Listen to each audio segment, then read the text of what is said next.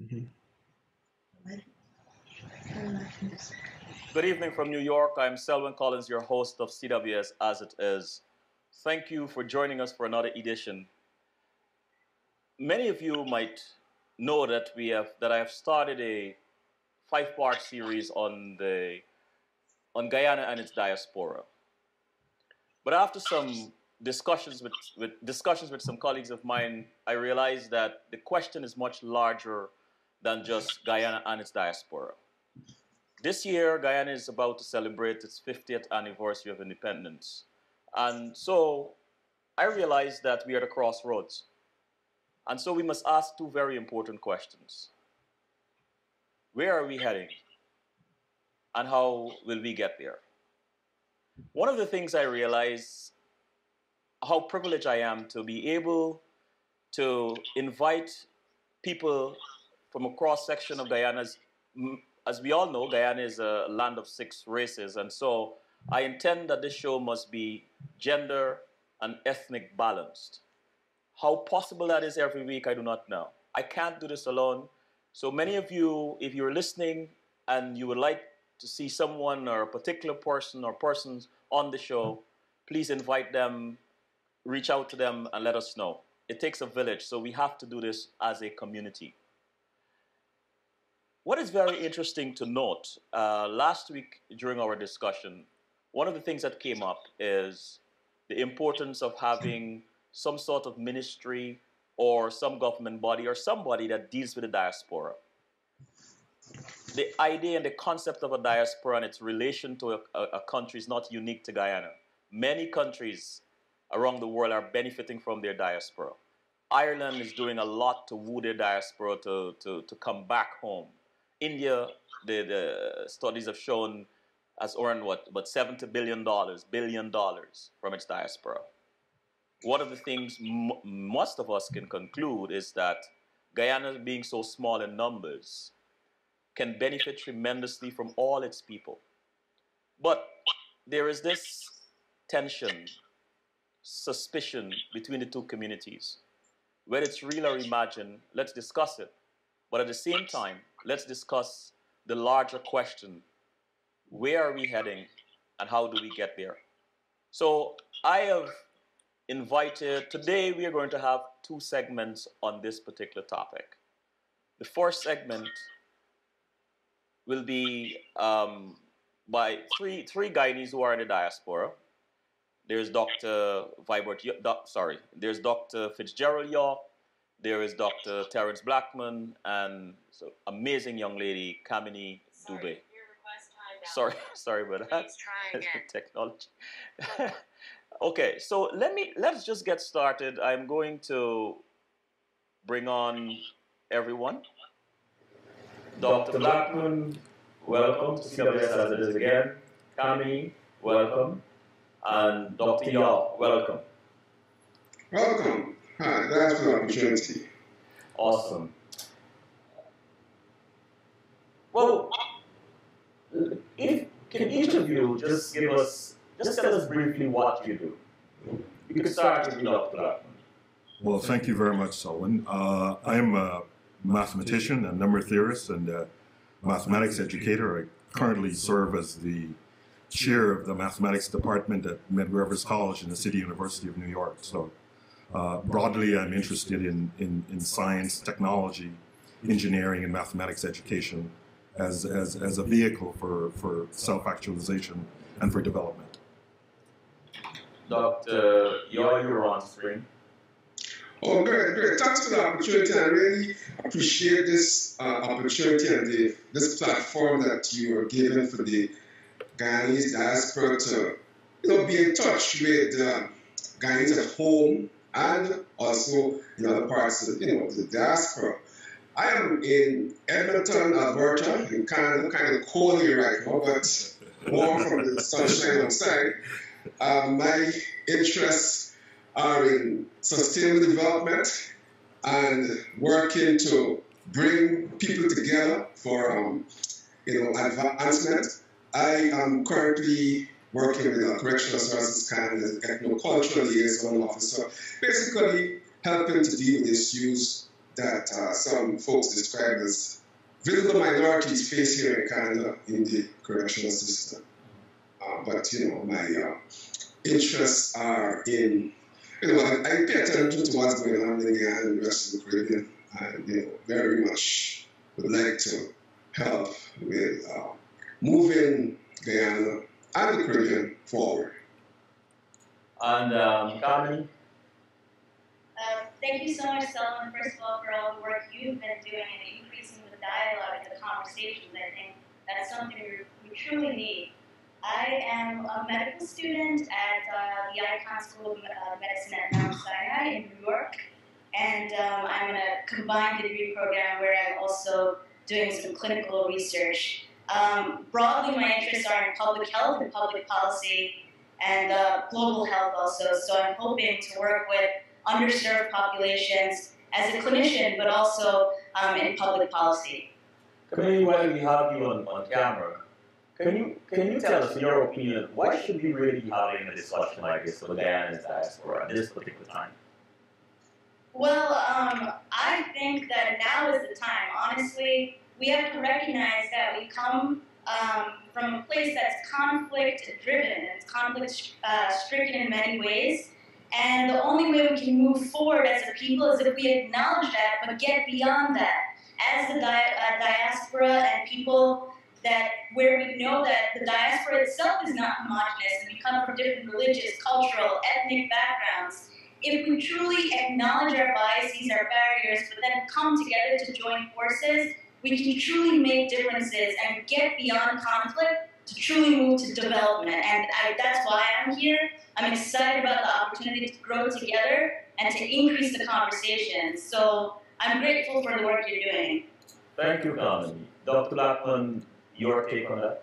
Well, yes, I certainly agree with Kamini in the sense that we need to have a more inclusive, a more honest, a more broad-ranging dialogue about these issues.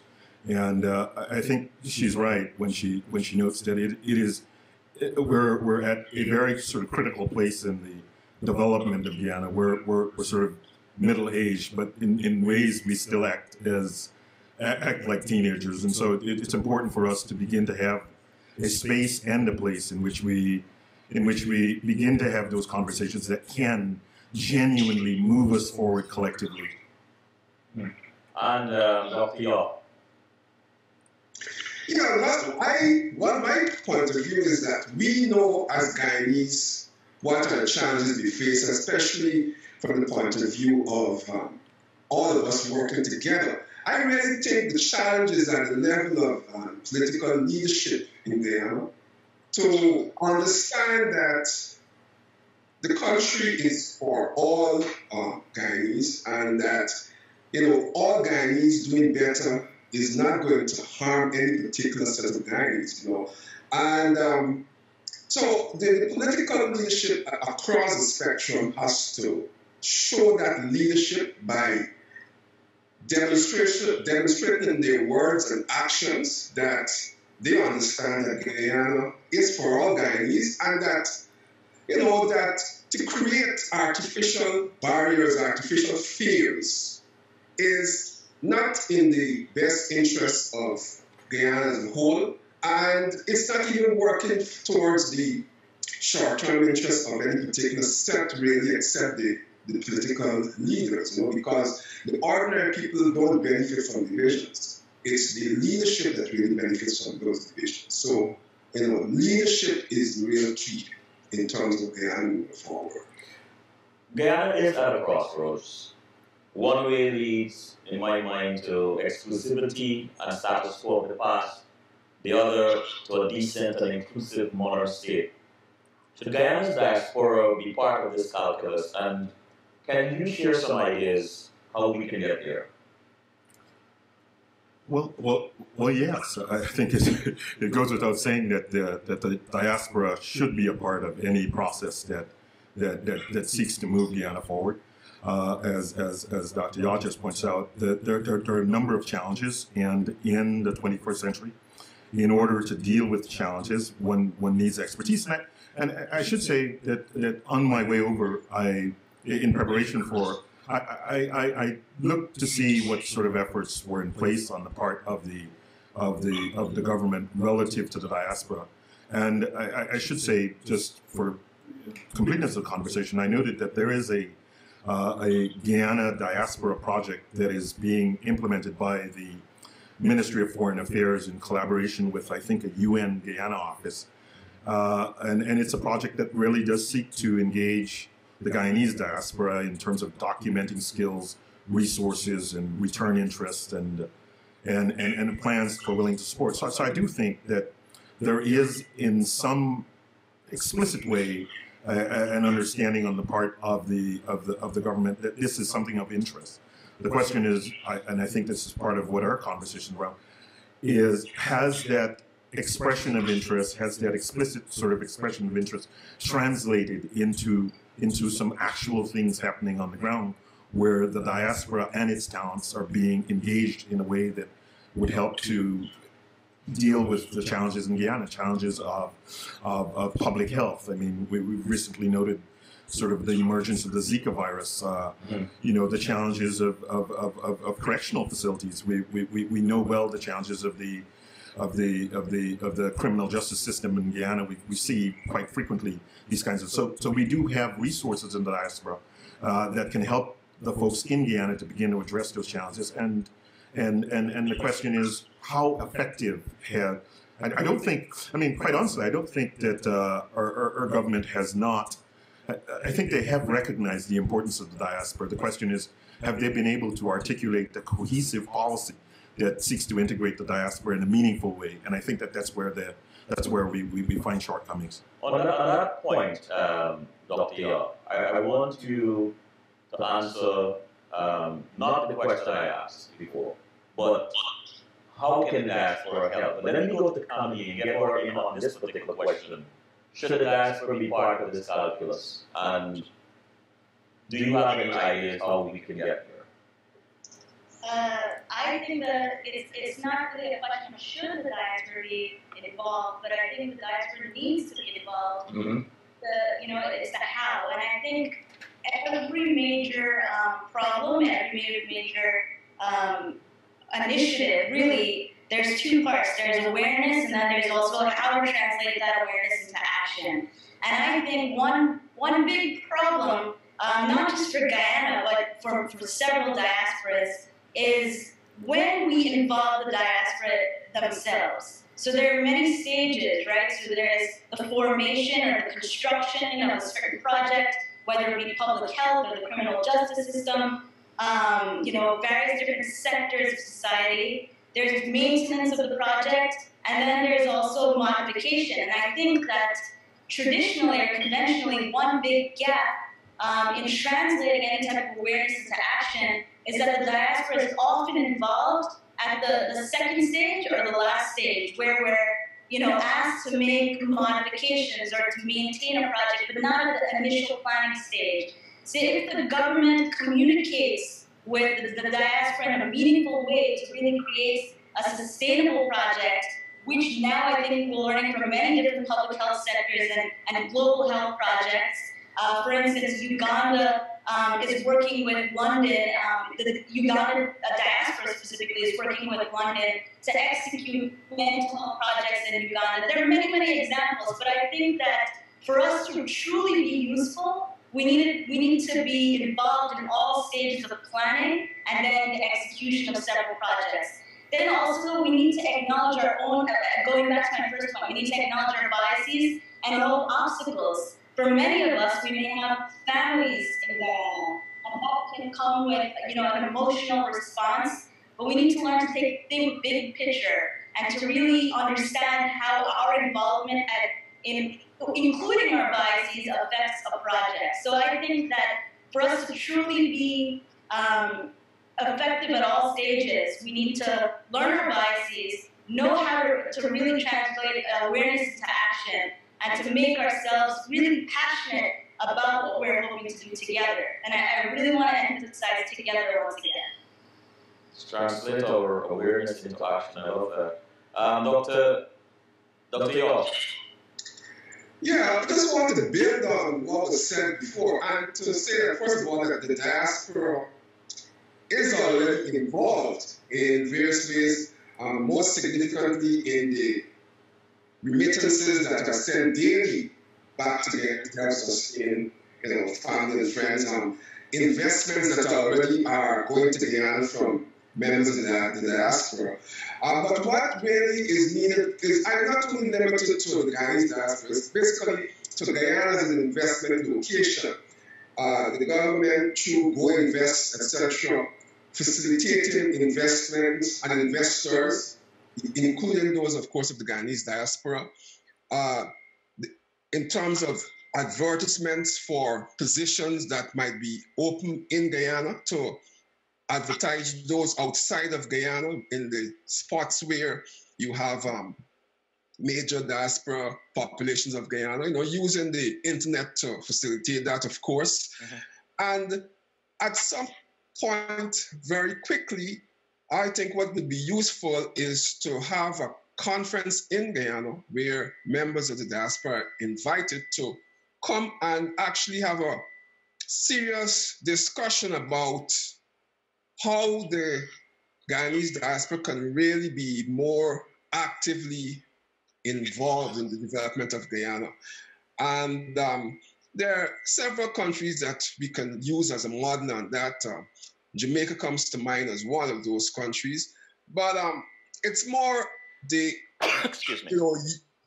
improving systems to allow people to see Guyana as an investment point, as a place where investment dollars should flow, and to just facilitate those investments and involvements. So it's a process that not only focuses only on the diaspora, the Guyanese diaspora, but focuses on Guyana as an investment location. And that way, the Guyanese diaspora, of course, would be a prime, greatly involved just because of that personal, the links that Guyanese overseas have with the country. And Dr. Black, this question is for you. Can this diverse country become the pioneer of the region in feeding, clothing, and housing itself? Yes, I certainly do think that Guyana is poised to be a catalyst for the Caribbean region. Certainly, it's uniquely positioned. It's the only English-speaking country on the continent of South America, and I think that we possess many attributes, or people possess many attributes that make it a place that is, again, uniquely poised to be a sort of catalyst for development in the Caribbean and beyond. And I think that there is a wonderful opportunity with the new opening in Georgetown. And I think to kind of build on what was just said, I do think that perhaps there's also some onus on the, again, I think there's some onus on us to participate in the already existing structures that have been laid down by the folks at Georgetown. So again, I think, there is this sort of, diaspora office that is set up by the government of Guyana. So now, how can we engage? I think part of what we want to be thinking is, how do we engage with the diaspora office? It has made an explicit appeal to sort of map the diaspora and its talents, and there is a website for such. Maybe there. I'm looking at it now. It's called the Guyana Diaspora Project, and so it has as its kind of, to committee's point, it has as its raison d'etre, let's build Guyana together. And so I think we in the diaspora, we Guyanese in the diaspora, ought to take our government as its word and say, we will participate in the structures that you have established for us to participate in, and in so doing, hope that we will be involved in not only the modification stages of the plan, but also in the planning stages of what we're looking at. So, I'm certainly very, very optimistic about the possibility for the engagement of the diaspora in Guyana. I think there are many smart people there, and I think that they would clearly, by their actions, have recognized the necessity for this to happen? While we are getting ideas on how we can move forward and some solutions, I don't want this very important and sensitive topic to get lost in the sauce. So I'm going to bring back Dr. Yah into this. The suspicion and tension, real or imagined. What is your take on that, Dr. Yah? I'm talking about between the two communities. Yeah, and you know what? It's something which we have to acknowledge. However, it's not something to be scared about. It's kind of natural. You know, the folks who are in Guyana, who are not all, and many, you know, well, I won't say many. And people are in Guyana now, of course, who have traveled overseas. But the folks who are in the diaspora would be those who we consider have moved from Guyana and are actively living outside of Guyana, visiting from time to time. Some folks in the diaspora have not visited since they've left, some visit every year, and so on. But the variation. However, living in the diaspora out of Guyana by itself it's a challenge, and it brings tensions, and these come from, for example, expectations that you get in terms of levels of service, say from government, levels of service you get when you go to shop, the things that you get experienced and exposed to outside of Guyana. Some of these things, some of those experiences, when you go back to Guyana or when you even discuss those things with your Guyanese friends and family by phone or other means, there are differences and there are tensions, but these tensions actually, they might be seen as disruptive, but they're disruptive in a good way because generally what these tensions do is they help to push up standards in Guyana because, you know, folks living overseas tend to expect certain things to work in a better way, you know, and if you bring that expectation back home to Guyana, then things should rise up in Guyana. So that tension, I think, is necessary, but of course, management of it requires an understanding by those in the diaspora that, you know, okay, you might have certain expectations in terms of service, for example, but when you go home to Guyana, you sometimes, you know, things might not work as you expect, and then what you do, you have to try to be creative in terms of trying to get those things improved, and it depends on if you're there for a short visit, if you're going to be there for a longer time. So, you know, that tension, I think, is inevitable, but it has to be managed, and both parties have to expect it, and, you know, it's not something that you need to run away from, but you just need to manage it creatively. What, in your opinion, can Guyana teach the diaspora? Well, you know, there are things things that sometimes folks in the diaspora tend to lose, consciously or unconsciously. Good neighborliness, you know, being, you know, saying good day and, you know, to your, you know, to people, you know, the pleasantness of Guyanese society to a certain extent. I don't know, you know, things that the Guyanese at home can teach folks, that, you know, just the need to still to continue to live in a way where, you know, we're not machines, you know, we live as humans. That human interaction is still very much present in Guyana. The folks in Guyana can, you know, living life to enjoy life. I think that's the main thing. So the human aspect of life is still very much present in Guyana. It still helps to keep us balanced because sometimes that could be lost depending on where you are in the diaspora. Okay, and that's the main thing I think that Guyana could still teach us. And thank you, Kami. I want to ask you this one. What comes to mind when you think of the diaspora? You're of the younger generation. What comes to mind? So I honestly think that tension comes to mind, honestly, and I hope it did not, but it does. And I think it's very real.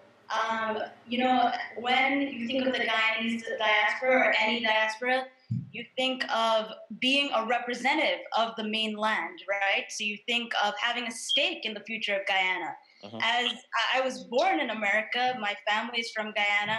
I feel privileged to be Guyanese or to call myself Guyanese, and I feel like I have a stake in Guyana's future.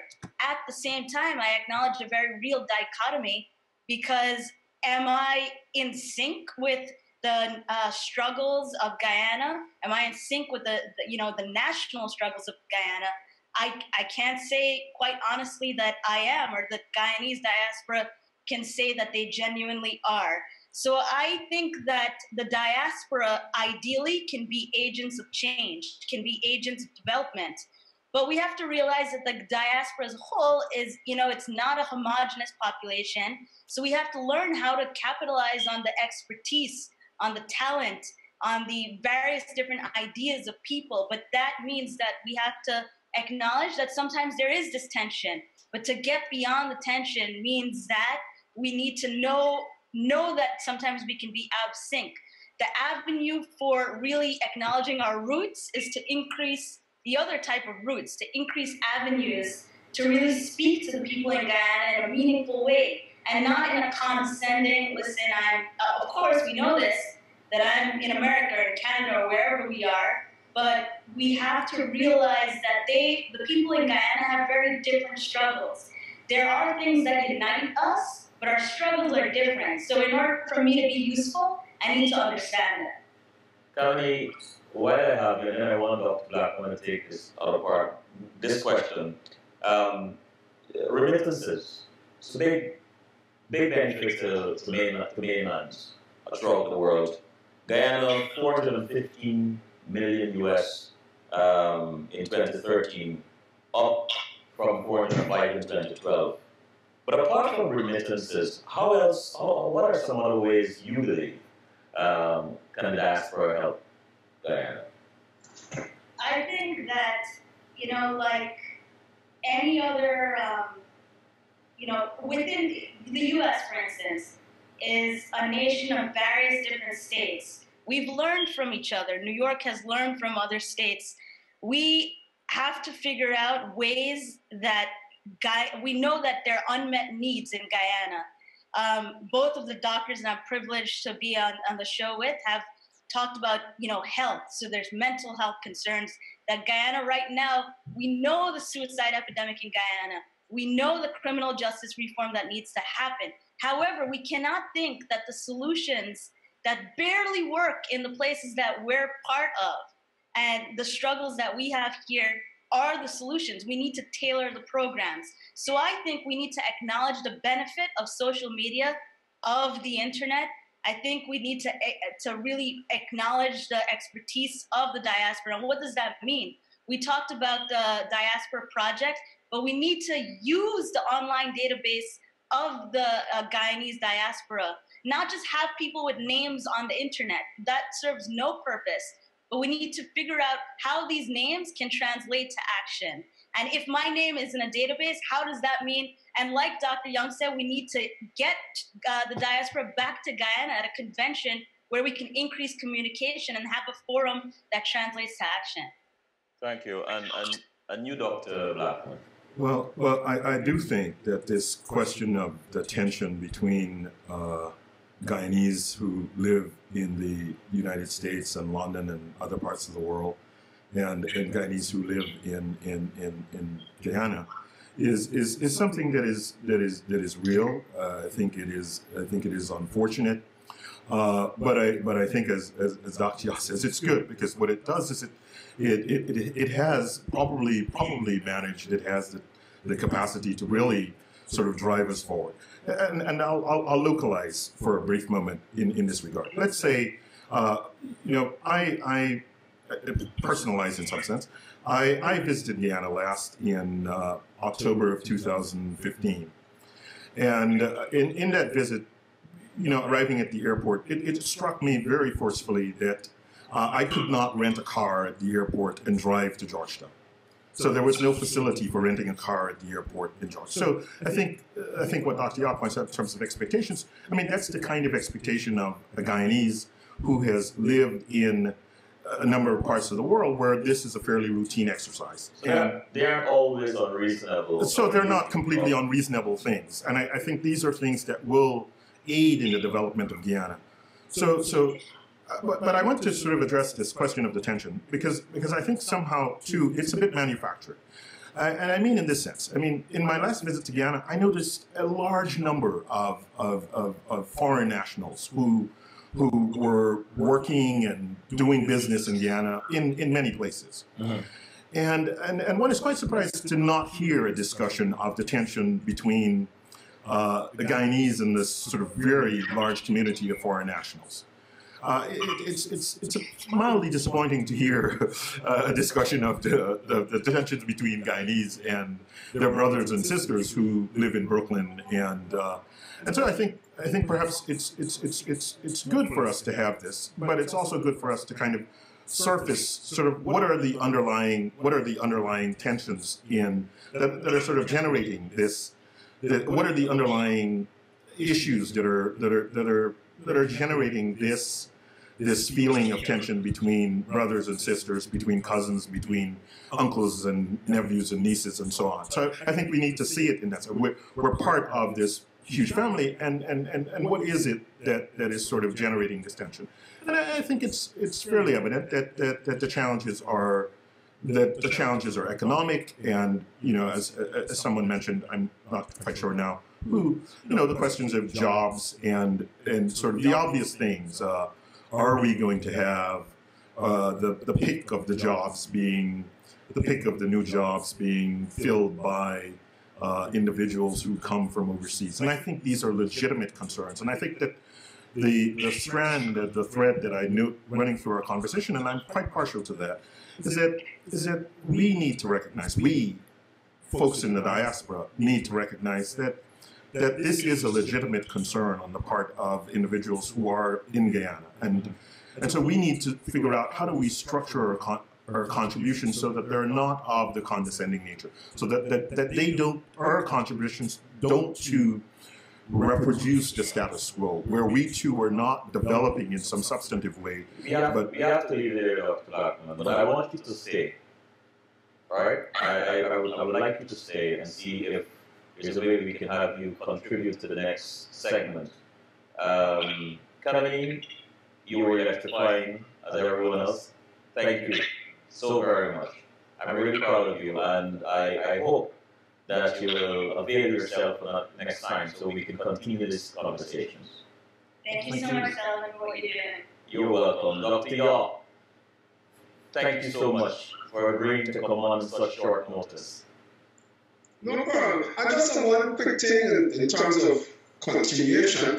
The tensions that I spoke about between the Guyanese diaspora and Guyanese as a whole, it's not something unique to Guyana. It's something between diasporas all across the world and those at home. And it's... We got to do this in 30 seconds. Dr. Yaw, we got to do this in 30 seconds because the next segment starts in less than 2 minutes. Yeah, well, it's a positive thing, but great being on this panel with all the panelists, committee, and Terence, and have a good day. Thanks. Yes, thanks a lot. Thank you very much. You too. Okay. See, you gotta